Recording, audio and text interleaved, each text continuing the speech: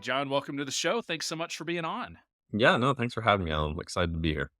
Yeah, I'm excited to learn more about your story and be able to share it with listeners. So to kind of orient listeners to who you are, where you're located, would you just sort of give a quick overview of you and your practice? Yeah, so I'm John Underhill, and my firm is Acorn and Oak Wealth Management. We are based here in Raleigh, North Carolina, and like most planners, we've got clients across the country, but the majority of my clients are right here in Raleigh, North Carolina. Where did the name of your firm come from? So the city of Oaks is Raleigh's nickname, and I mean, the trees grow from acorns, right? So Okay. acorn and oak, it just came about. Yeah, it's so interesting, like the process of naming a business. Cause sometimes people will, it's the road, the street, or the intersection that their office is on, or where they grew up, or, sometimes it can feel a little random or some sort of tie back to the area that people not from that area. Like I grew up in the South and I did not know City of Oak. So that would not have connected to me for me, but like people who live in Raleigh, that probably makes sense. Yeah. So let's go back in time. I'm curious to hear sort of your career path and what led you into financial planning. So did you always know you were going to be a financial planner? So no, I did not ever think that that would be my career path, let alone being a business owner in it. So Mm, we were living out in Colorado. My wife and I had our first kid out there, and we were looking to get back towards the East Coast. And honestly, I was just going through the job boards, and there was a position on Indeed for a financial planner for a larger firm here, in a national firm.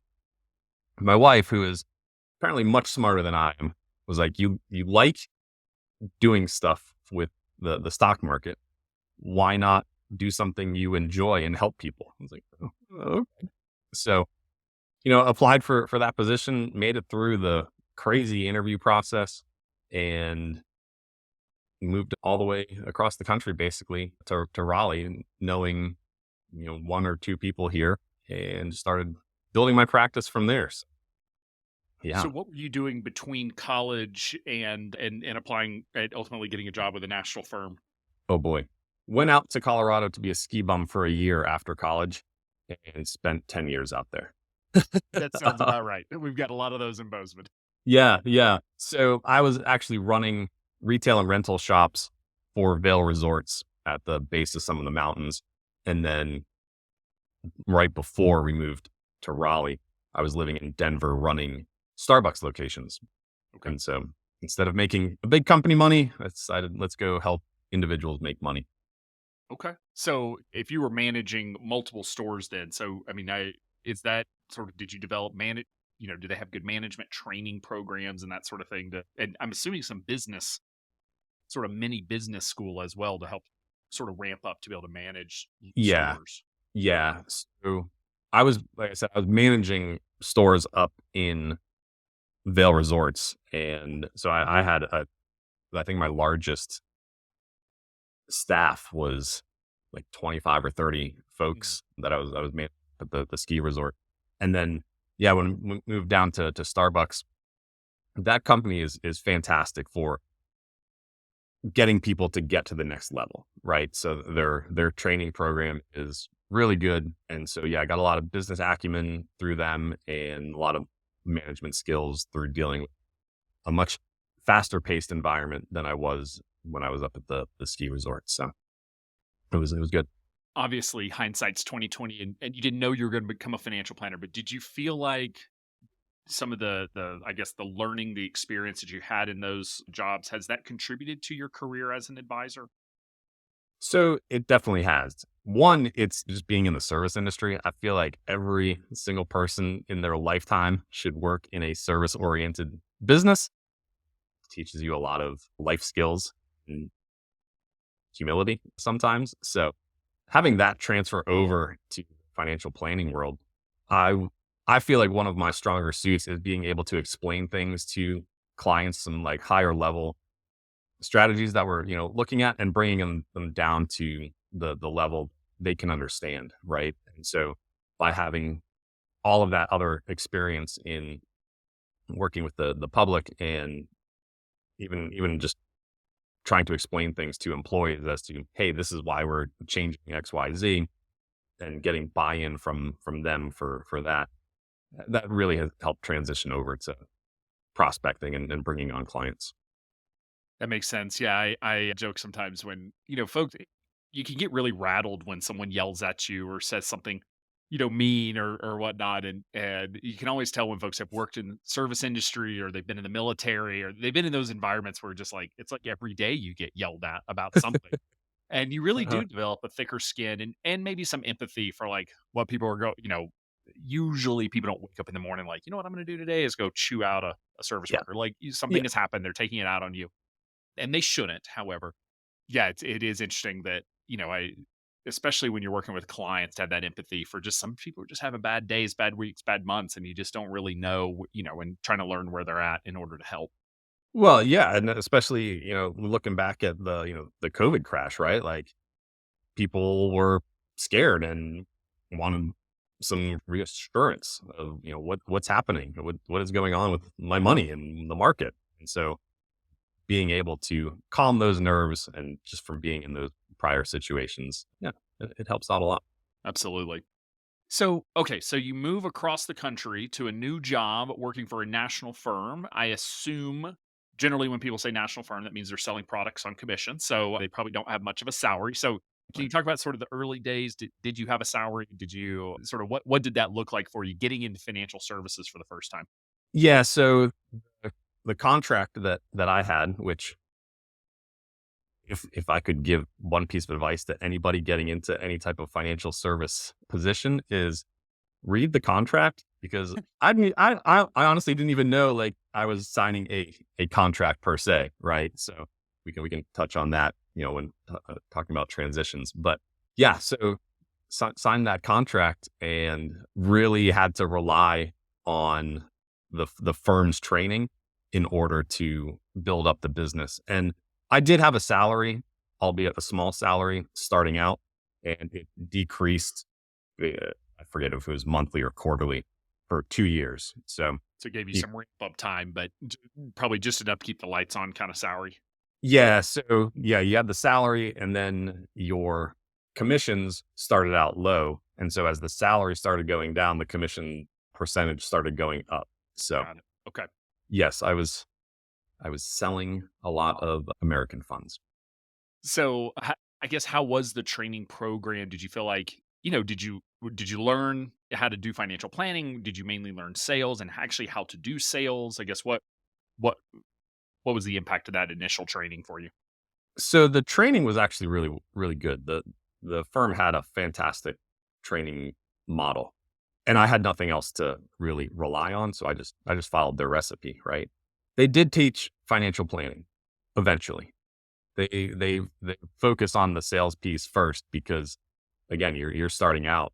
I started out from scratch, so I wasn't given any assets or any clients. So I was a brand new, starting from the bottom, and they taught you how to sell, which, I'm an introvert by nature, and I was terrified of actually selling stuff. So I took kind of the path of, I'm not really selling something. I'm going to find a solution for what we're trying to accomplish, Mm, which, and after getting into the financial planning world and finding basically the Financial Advisor Success podcast, I was like, hey, I'm a solution finder. Like, I need to change direction here. But yeah, so you mentioned you sold a lot of American funds, which sort of gives away the firm that you were working at, because I think we've all evaluated those brokerage account statements. yep. You know, also very well known for door to door knocking, and I think a lot of and still today, I'm even with COVID, I think. Can you talk about sort of the going door to door and what that's like? How they trained you for it? How do you? I mean, that just sounds terrifying, especially you say you're introverted. Like it just sounds terrifying and wildly unproductive, and yet people are still going around knocking on doors. So clearly, it's working. Yeah. I honestly never thought in a million years that that would work. But again, I moved, across the country knowing one person here, and I had no other option than to just follow their Mhm. recipe, right? So yeah, that first day I can still remember parking in a neighborhood, sitting in my car for at least half an hour, trying to gain up the energy to get out and walk up to the first house, right? And I didn't know a lot of the areas in Raleigh either. They basically gave me a, hey, this is where we think your office is going to be. Go prospect around there. And so now knowing a lot more of the areas in Raleigh, I basically started out in my first door knocking experience in a pretty affluent neighborhood. And looking back on it, I probably should have not gone there because I made a ton of mistakes. But it is shocking that it works, and it's all about perseverance, right? And every salesperson knows you have to go back usually multiple times to build some credibility, build some trust for people to actually start doing business with you. And so it was a lot of just getting a little nugget of information from somebody during a 2-minute conversation on a doorstep to get enough information to bring something back to them to continue that conversation, to get an appointment. I was gonna ask sort of what does that conversation look like? I don't think I've ever actually had anybody knock on my door. Usually it's kids selling cookies. So you knock on That's a the much door, easier sell. Yeah. so you're knocking on the door, someone opens the door, like what do you say? What do you do in order to get to that nugget of information that you need? Yeah. So the first go around is really just, hey, I am in the area, got an office in the area. We're just introducing myself to some of the folks that are in this neighborhood. And a lot of the times when people just hear, financial planning, even just being out in social setting, they hear that term and they typically just like shut down, right? Because I feel like it has the same almost visceral effect of someone saying that they're a lawyer, Mhm. right? Hi, I'm a financial planner doesn't get you invited back. Yeah, That's no, not. yeah, no. And so one of the things that I learned is in that kind of affluent area was people don't like paying taxes any more than they have to. So a lot of the first contact was, "Hey, I'm just here introducing myself," and then I would go back around if I got some type of like warm fuzzy, I'm not, kicking you off my doorstep type thing, Mhm. and I would normally bring them a municipal bond offering. The taxes were a big part of gaining clients early on there. So yeah, you had that conversation. Most people don't want to pay taxes, so then you would go back and sell an individual security or individual offering. You're not going in looking for, you're not saying, "Hey, you want to sign up for a full relationship here." So that was the bringing something back. So bringing that municipal bond back was that was like a, hey, I saw this, thought you would be interested in it. Mm. That was really used to open the door for an appointment. To I wouldn't necessarily just sell an individual security right there on the doorstep. It was, hey, I do have a process of if this makes sense for you. So let's continue this conversation in a more, formal setting, either at the dining room table or come into the office. So it wasn't, hey, right, cut me a check for, 10 grand for this muni bond right here on the doorstep. So I was trying to do the financial planning piece of it. And the firm actually had a pretty robust planning software that they actually built it all in house, which was Yeah. crazy. So they did want you to utilize that, and it did its job. It served its purpose. How many doors did you have to knock on to get a sale? Like, what are the odds here of actually developing a relationship off of, knocking on a door? So you could probably knock on 100 doors a day. You're you're trying to talk to 20 to 25 people in that day, and then if you got one or two really good conversations where you could actually go back with something for another contact, that was a fantastic day, Wow. right? Yeah. I mean, Okay. I must have knocked on thousands of doors in Raleigh. It's crazy. I feel like you have been trained to be a politician now. Like if you ever need to run for local office, you just start knocking on doors. Um, I could if I ever had any desire to do that, but I will stay far, far away from that. so how long were you with that firm then?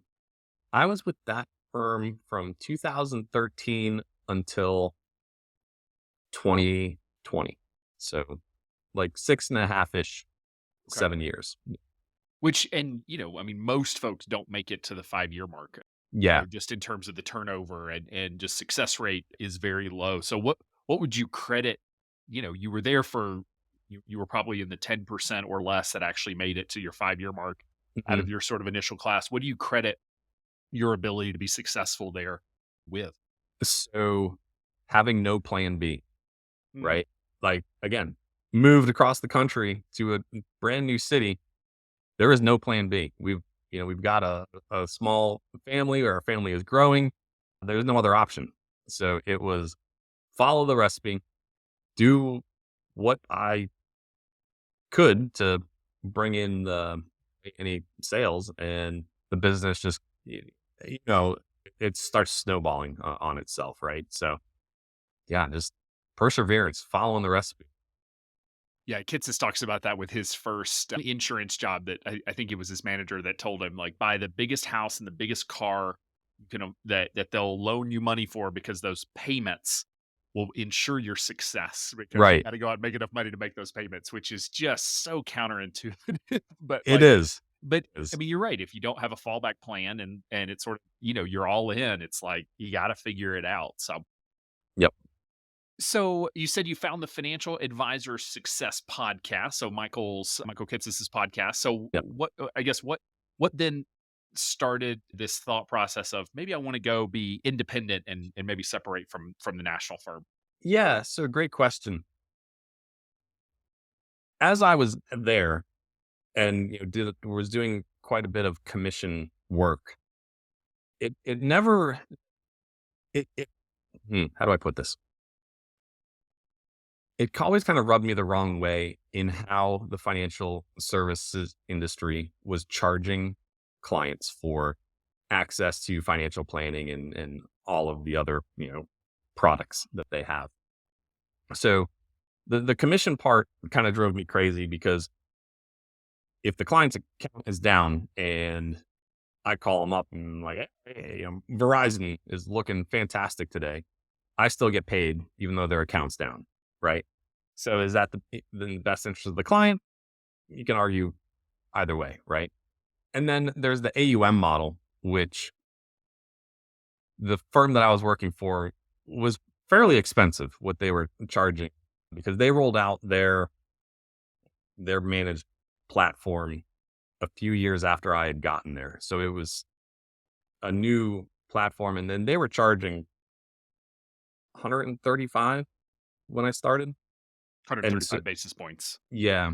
And so I didn't feel like with that model, my clients that have done really well and built a nice portfolio up, I was always struggling like, why are they paying, two, three, four times as much as the other clients when they're getting basically the same service, right? So the advice for those, you know, two extremes is different, but the, the actual like platform costs and everything is virtually the same.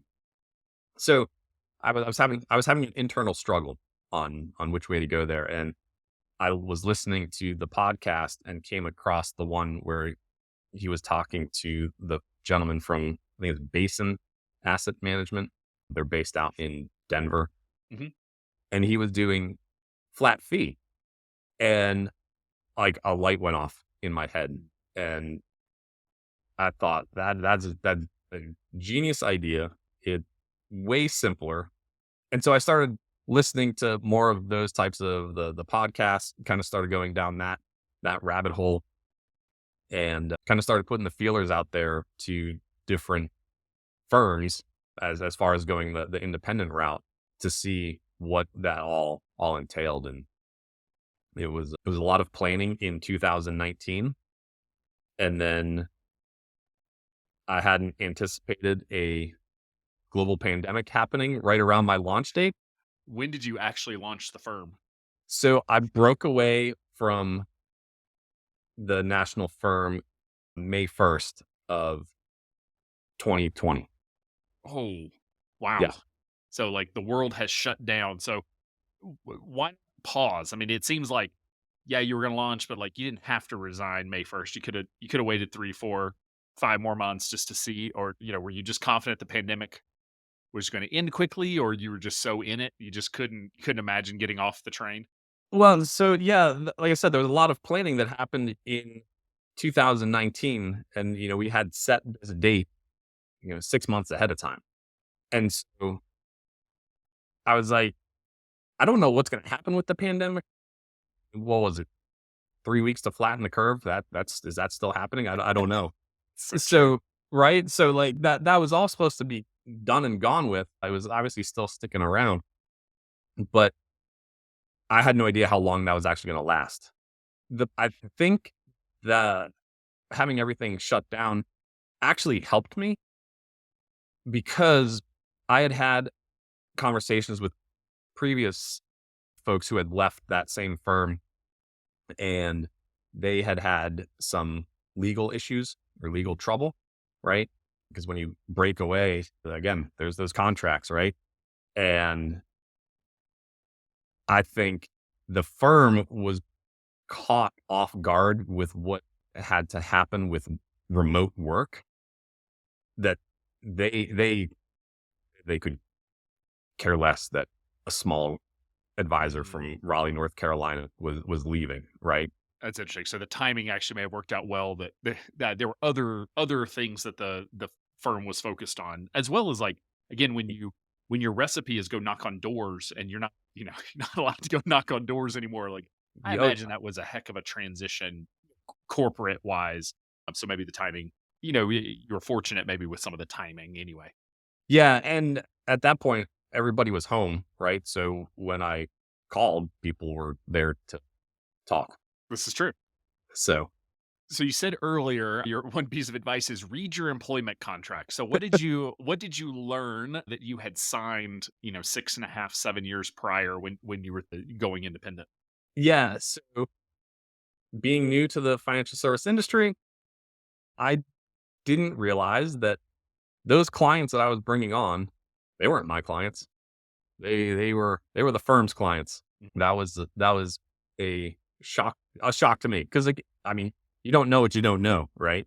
And so had I read this contract, which I didn't even remember signing because they sent out, this huge packet of stuff to do employee onboarding, and the legal advice that I got before, breaking away, they read over the contract and hey, you've got a non-compete, not or not a non-compete, non-solicit, Non-solicit. Yep. a non-solicit.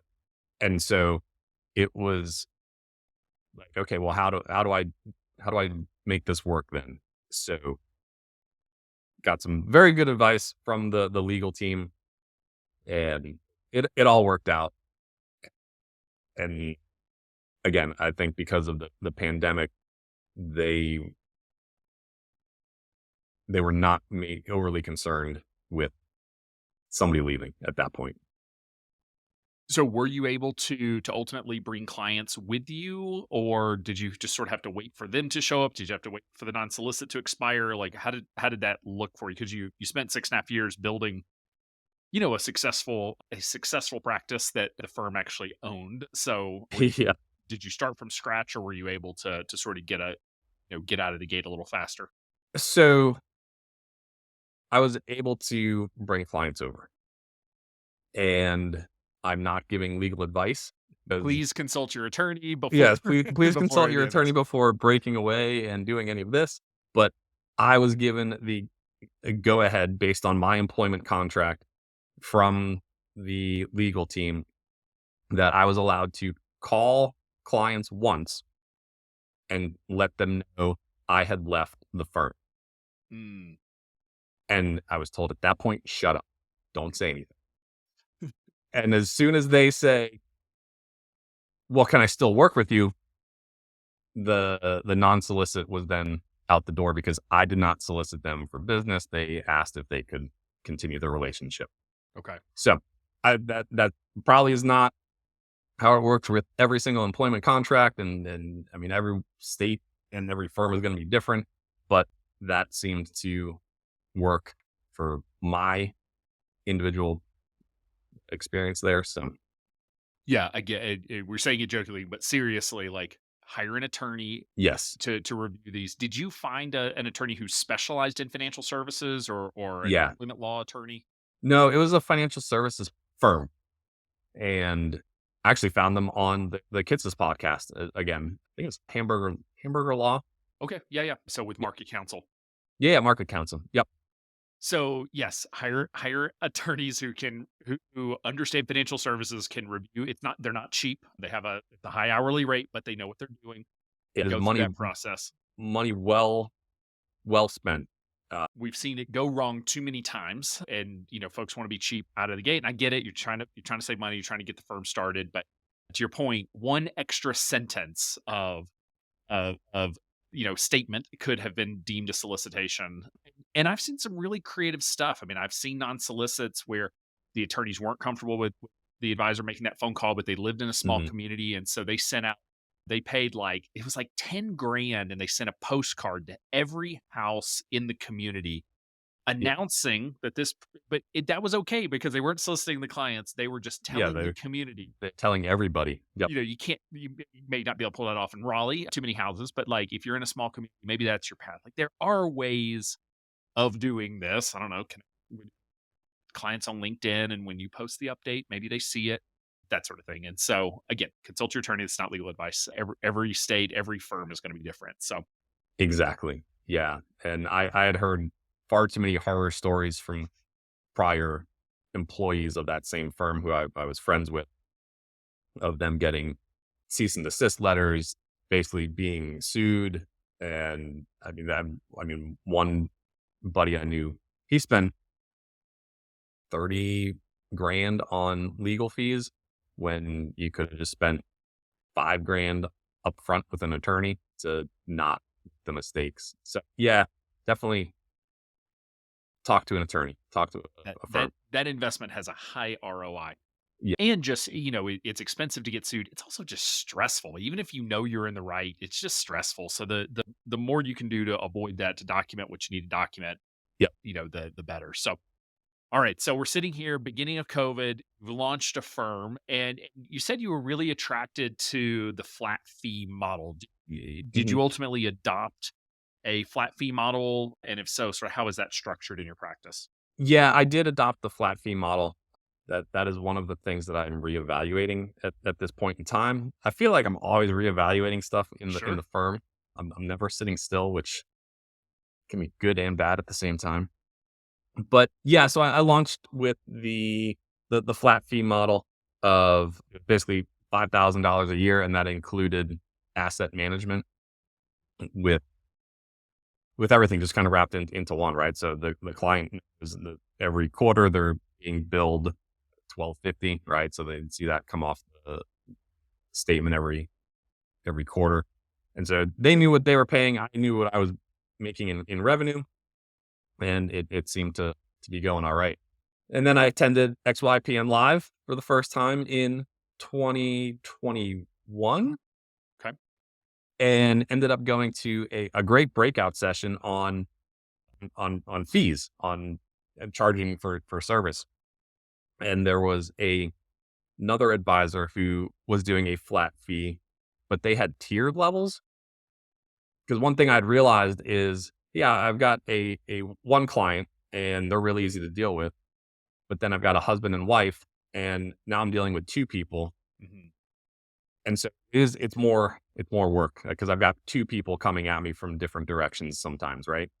And so that other firm basically had different tier levels for a single client paid, you know, X amount, couple paid Y, and then a business owner paid Z, right? So there's different tier levels. So I ended up changing my pricing structure after that Mm. meeting, or after that conference, and ended up. So now I have three different tiers for a single client, a family, and a business owner gets tacked on to one of those tiers. So Yeah, the flat fee model is so interesting because, and I love it conceptually, but it is yes, interesting where like if you're charging $5,000 a year, the client who needs really $2,000 to $3,000 a year of services, they'll never pay you, right? Like in the end, you're only going to get the clients who need 5,000 of services. But if they need 10 and $20,000 of services, they're only paying you five. Like yeah, you don't have clients paying you, or you don't have easy clients subsidizing the more time intensive clients. And are you yep. seeing in your practice? Yeah, and that's exactly why I'm kind of reevaluating right now. So I'm kicking around a couple different ideas on how to change the pricing structure of the firm. It's I mean, it's worked out fairly well for how it, how long I've been going right now, but another thing I didn't do is I didn't increase rates Mm, every year, right? So over the past 2 years, I mean, based on inflation, I mean, I'm starting to get crushed with the increase in fees of all my service providers, platform fees and all that sort of stuff. So it something has to change, and looking at a couple different ways of changing it. But what are you thinking in terms of adjustments that you'll make? Are you going to add more of a complexity based fee on the planning side, AUM for the investment management? Like what direction are you leaning at this point?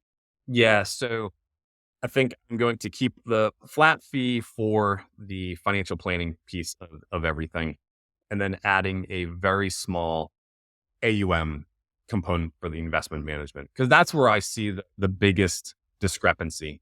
Is the larger clients, they are taking much more time in researching different investments, and that is going to provide the resources to actually free up the time to be able to focus on those clients. So, and when I say a very small AUM portion, it's like it's very small. Yeah, that's fair. Yeah, I mean, I think AUM has been used as a proxy for complexity, and it's easy to hate on it. Where like, oh, just because you have twice as much assets doesn't mean you're twice as complex. But like a lot of times it does. It's not Yeah, necessarily that that managing $2 million is that much more complex than 1 million. It's not necessarily double. It's right. that the overall client relationship who has $2 million generally comes with twice the complexity of an overall relationship with $1 million. And so, we get some heat sometimes. People think we're anti AUM, and we've always said like, if clients have assets, by all means, it was charge an AUM fee. It's a pretty good proxy for complexity for a lot of client situations. Just also. Just like you're doing with a flat fee planning program, it allows you to work with clients who don't have assets, whose assets aren't available to manage, which opens the door to a lot, just a much broader potential client base that's looking for services. Yeah, and one other thing that I kind of realized as I was looking at different options is, again, I haven't had not raised rates every year, which I know you guys are big on and you Yep. harp on. And yes, it should be done. It's Looking hard back to on it, do. I get it. it is hard to do. And so by adding a very small AUM cost in there, that will basically work as the fee Inflation hedge, increase. basically. Inflation hedge, yeah, because typically the market is going to outpace inflation, right? So that's kind of the idea behind that. I will still encourage you to raise your fees every year and raise Yes, planning fees. yes, And I get it. It's tough. We waited a couple of years when we first launched XYPN before we raised fees for the first time. And we've historically just raised fees the same amount every year. This past year, we did a bigger increase because inflation was so much bigger. And it wasn't the amount of the fee increase, it was that it was different than it had been in years past that caused a lot more conversation, a lot more questions. there was a lot of conversation. There Yes, was, and we sort of anticipated that, but, clients do get used to whatever the model is. So if it's always the right. same price, they get used to it. If it goes up 3% a year, if it goes up 10% a year, people just get used to it. It's the surprise fee increase, haven't seen it before. It's sort of like the first time you do it. Yeah. But, and we made the decision to raise fees every year instead of doing the 40% increase every 5 years or 20% increase every 5 years. Cause that's Yeah. what can happen is you get so far behind inflation that suddenly you're like, I'm making half what I used to make, like that That that doesn't work. that is exactly where I am right now. It was like, do I do a huge rate increase to make up for the inflation over the past couple of years, or come up with a different solution? But yeah, it might have to be a 3% increase every year in just the flat fee as well. So yeah, lots to think about, the trials and tribulations of a business owner, right? Yeah, I mean, I think this highlights the fact that that truly there are no right answers in business. There's not a right fee structure or right level or raising fees lower. Like there are no right answers. It's just getting clear on sort of what works for you, and if you can sell it to yourself, then you can sell it to clients. And I have found that where advisors will adopt a fee structure they don't really believe in, and they can't sell it because they don't have the confidence, and clients can feel that if you don't have the confidence. But I remember the first firm I ever worked at, fees were really low. I mean, they basically worked out to 0.5% of AUM. Yep. And I remember asking my boss, I said, why don't we double fees and get up to market rate? And he said, Alan, we would lose half of our clients. And I said, so we're going to make the same amount of money with half the work? That sounds fantastic. Right? Yeah. And he was like, I had not thought of it that way. We did not raise fees, but Yeah. it was just sort of this funny conversation where you start to think about, okay, what could be the impact of losing some clients? And not that we ever want to lose clients, but it's like, is there a better place for them from a value perspective if they're not able to pay the fees that or willing to pay the fees that we're ultimately charging? But again, I just want to highlight, like, there's no judgment here. There's no right answer here. I have my own opinions and you've got your opinions and experience and everyone's got theirs, and you just have to sort of lean into that. Yep. Yeah. It's funny you say that about the half the clients with this for the same revenue. I mean, every time I go and have a lunch or coffee with someone from my prior firm, because I'm still friends with quite a few of those folks, I always tell them, like, hey, how would you feel working with 100 clients instead of 200 clients and making more than the same that you're making right now? So it's interesting for sure. So, you had success building your initial client base, knocking on doors. Yep. What are your marketing and sales activities now in order to build the business? Where are you finding success at this point? So I have been part of a networking group. Know a lot of people will like poo poo on networking groups, but I have found one that actually cares about the members in the group. And so I've built up great relationships with some folks in there, a couple tax professionals, accountants in that group, and estate attorneys. So networking with those like core people, I guess the centers of influence, basically, that's helped out a lot. And I've just been around Raleigh and know quite a few people now that I mainly get referrals. Um, One thing I will say is I recently signed up with the NAPFA organization, Mhm. because that's part of XY, right? It's a member perk, which for whatever reason I never did it for the first year and a half or so. I have gotten a good amount of leads from the Find Advisor website. So if anyone listening has never signed up for NAPFA because of their it included with XY, like, go do it. Yeah, and that was part of the reason we did that initially, and making it a member benefit. Obviously, we support NAPF as an association and all the work that they do to promote fee only and fiduciary advice.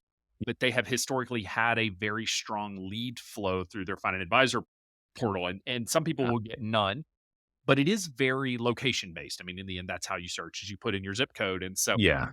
and I think some cities do better than others. Particularly in the South, there's a lot of, I don't know if there are other places being from the South. I just know that it exists, of like, there's a lot of radio shows that are very focused on money. And those folks tend to, you don't want to be like, oh, go to this website and be sure you search down for fee only and ignore the commission. Like, it's just easier to go to NAPFA or XYPN, or, because we do all that filtering for you. Right.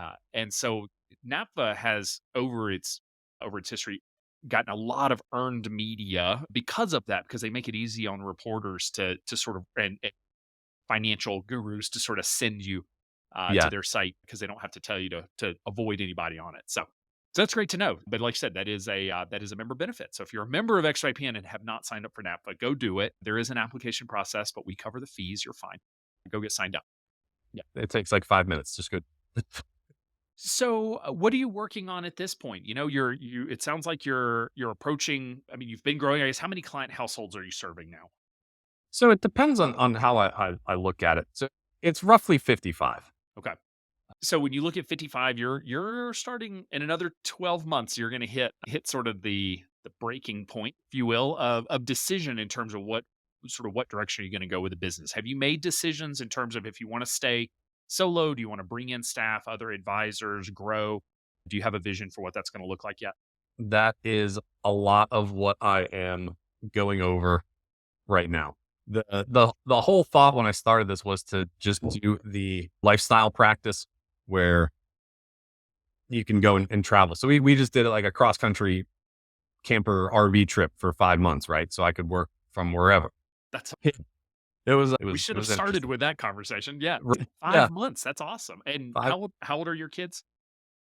are 10, 8, and 2. Okay. So 5 months, 10, 8, and 2. Wow.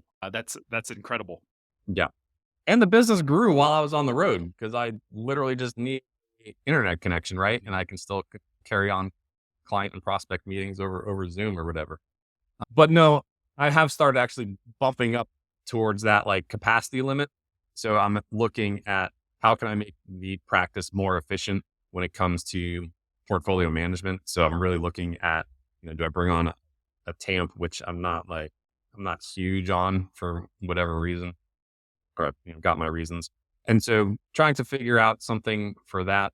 Also, I kicked around the idea of bringing on another advisor because that would also help with continuity plans.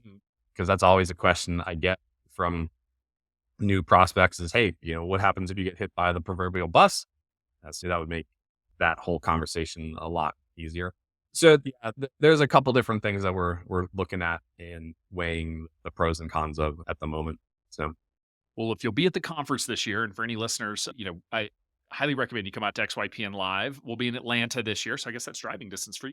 But we're actually hosting I believe it's a pre-conference with Arlene Moss, our executive business coach, and it's called Pause, and it's about this decision because we find that everyone has sort of an assumption when they start the business of where they're going to end up, and I don't know, probably 50+% of the time they end up changing their minds. They're wrong yeah, about what they want to build, which is fine. You just don't know till you get into it. But it yeah, really is like that's what we call it pause.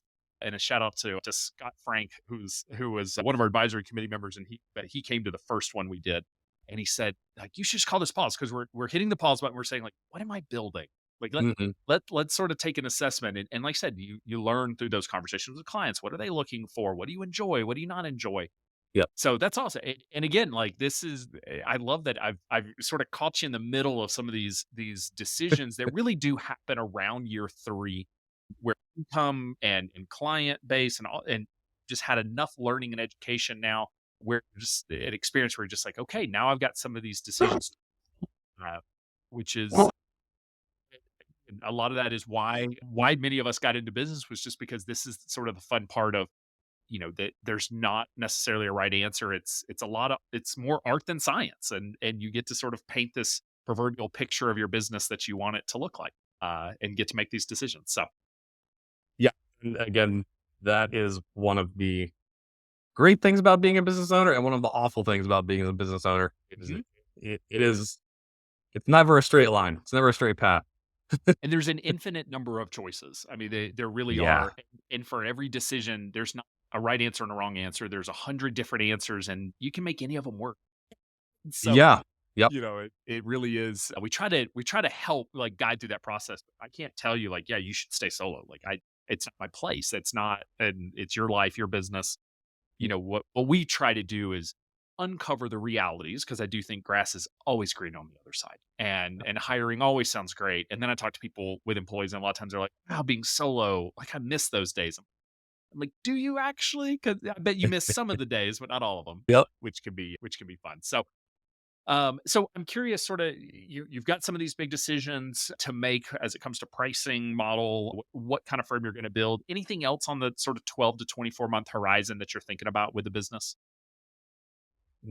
Those are kind of the biggest things for 12 to 24 months. I guess those decisions will impact what you can do in the next 12 to 24 months. It really will. And so, yeah, the biggest thing I think for me is those two pieces, right? What is the cost structure of the firm? How do I make that adjustment without really upsetting a lot of clients, if they'd be upset at all? And again, this is one of those sitting in the car for 30 minutes before going and knocking on a door, right? Like, this probably isn't as bad as I'm making it out to be in my head. And then, yeah, really trying to figure out the structure of the firm, because being solo is awesome until it's not. Mhm. So trying to weigh those pros and cons, that will really move the compass for the next 12 to 24 months. Like I said, I'm so glad I caught you in the middle. It's so hard to get people in the middle of this decision process. Usually we get them, before they've hit capacity or after they've made the decision. And so, for listeners who are out there who think like, am I the only one struggling with this? You are not. No, Every advisor who hits this no. point sort of has this struggle. And again, it is made more complicated by the fact that there's not a right answer. It's just you got to work through and decide. I like tell advisors like, what, you can paint the sky whatever color you want to paint it, and it's your call. It can be pink or blue or green or purple, and you just have to decide. But unfortunately, there's an infinite number of colors. So, There uh, is, and there's nobody else in the firm to bounce ideas off of, right? So having a nice, like, mastermind type mhm, group of folks, or having a support system in those centers of influences, right? So I've got some very business acumen business owners that I lean on. I reach out to them and, ask their advice on what they would do for their business, because that will transpire over into my firm as well, absolutely. just a little bit differently. Well, John, as we're coming to the end of our recording, I'll ask you the final question. You answered this a little bit earlier, so I'm curious if you would reiterate that, or if there's another piece of advice you'd give. So, if there's one piece of advice you could go back and give your younger self, one thing you know now that you wish you had known then. What do you think that piece of advice would be? Oh my goodness.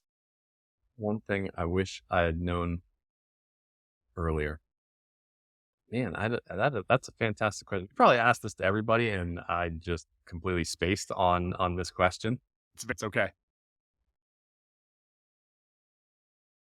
Just getting out of my comfort zone earlier, I think, is probably